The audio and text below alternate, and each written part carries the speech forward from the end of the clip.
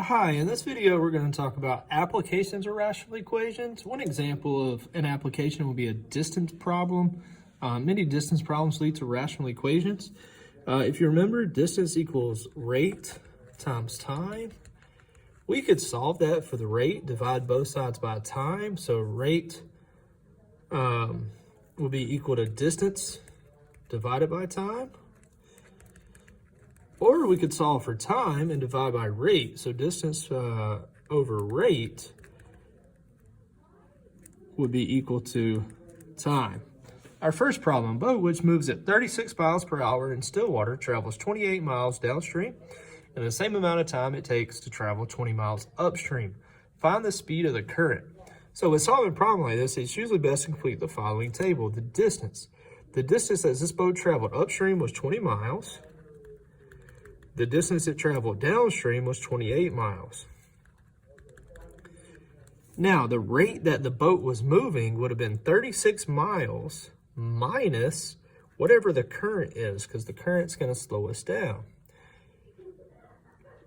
If we're going downstream, the boat's actually going to move faster, so 36 miles per hour plus the speed of the current. Time is equal to distance divided by rate, so we can write this as a rational expression, 20 over 36 minus x, the distance divided by the rate, and downstream would be 28 divided by 36 plus x. Now it asks us to write an equation that would represent this situation.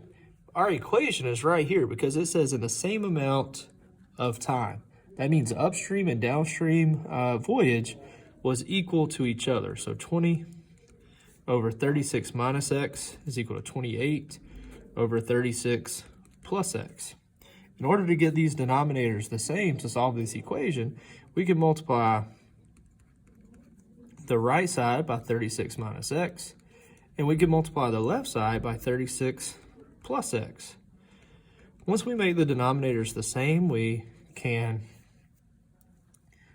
solve the equation by simply looking at the numerators. 20 times 36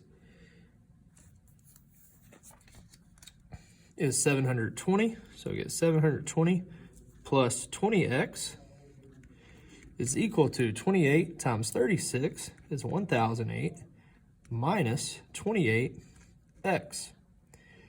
We can move the 28x to the other side,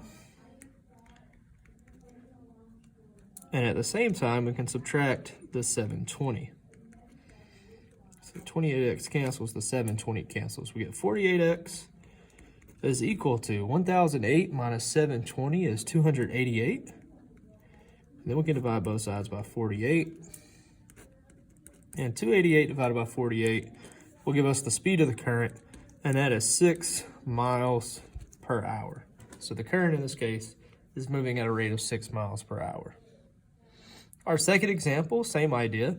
A boat which travels 30 miles per hour in still water travels 3 miles downstream in the same amount of time it takes to travel 2 miles upstream.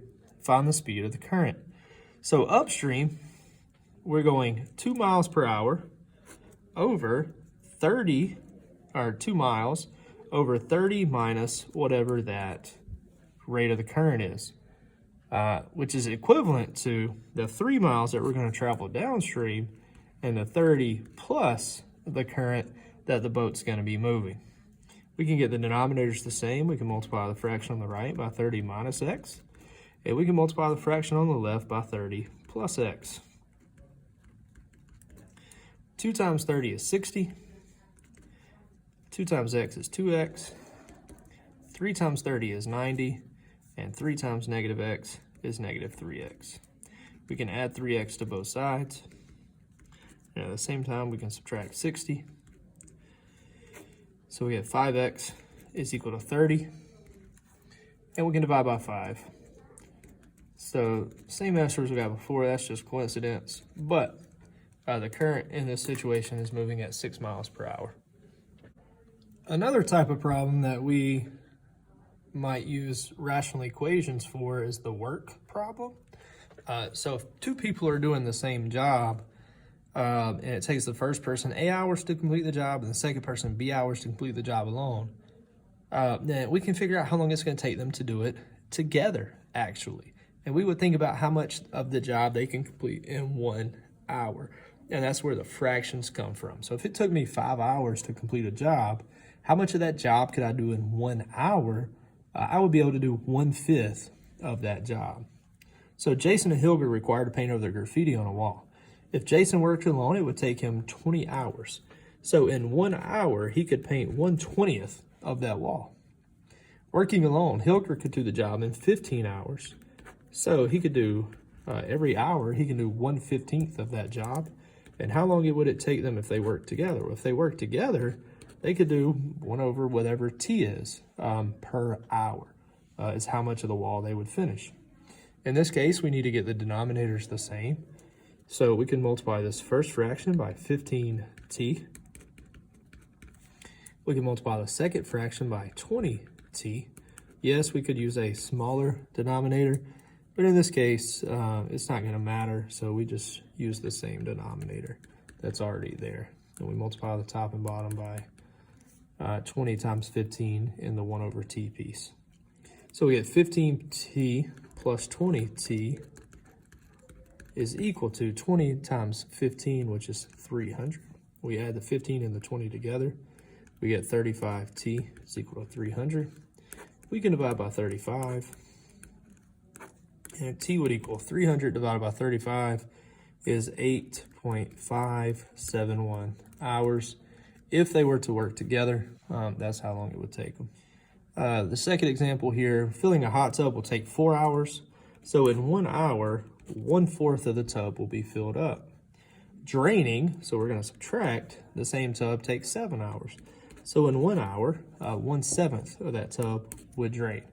If the drain is open, how long would it take the tub to fill? So it's filling up faster than it's draining, so it will eventually fill up. But we got to figure out how long it's going to take to fill up.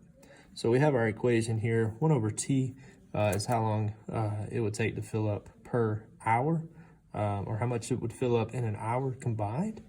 So we're going to get all the denominators the same. So every denominator needs a 4, a 7, and a t. So we can multiply this one by 7t.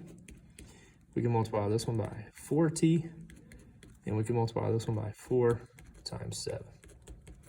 Denominator is the same, so we can look at just the numerators. 7t minus 4t is equal to 4 times 7 is 28. 7 minus 4 is 3, so we get 3t is equal to 28. And we divide by 3, and 28 divided by 3 is 9.333 hours.